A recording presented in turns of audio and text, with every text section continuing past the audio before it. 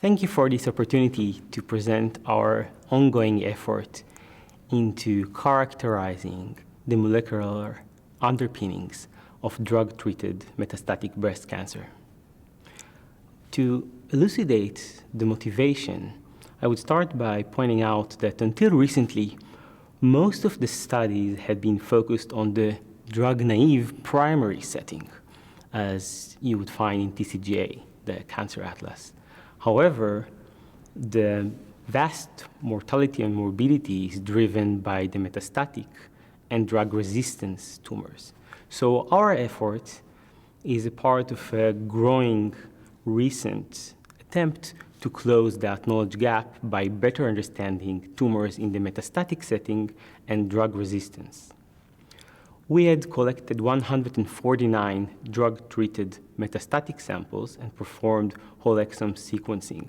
On a subset, we also performed whole transcriptome sequencing, and we have a subset to which we were able to obtain from the archival the early primary time point, which was drug-naive. Our key finding is that the mutational landscape in the metastatic drug-treated setting is different from that you'd expect and that we are familiar with in the primary drug-naive setting. Now, when you find those differences, an open question is, are those evolutionarily acquired, or could they still be observed in the primary?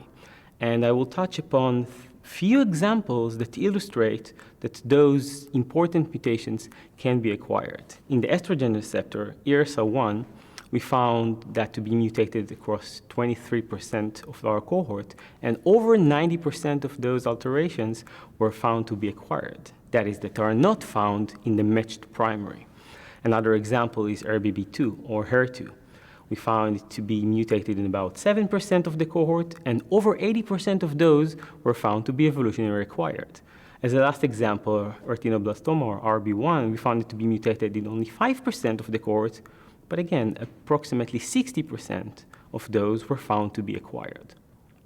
Now, although some of these numbers are small in order to draw definitive conclusions about the propensity of acquisition, I would like to point that those alterations are clinically important and are useful in order to make better decisions for second line of therapy and enrollment to clinical trials.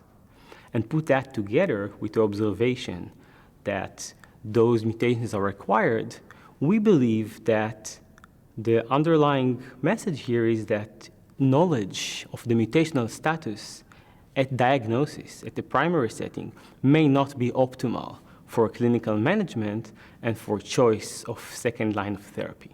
We have an ongoing effort to further characterize the consequences of those mutations using in vitro models and better understand the phenotypic implications of those mutations, and that is an ongoing effort to construct a resistance atlas that the end goal would be to provide patients with a more rational choice of therapy and rational choice of clinical trials enrollment.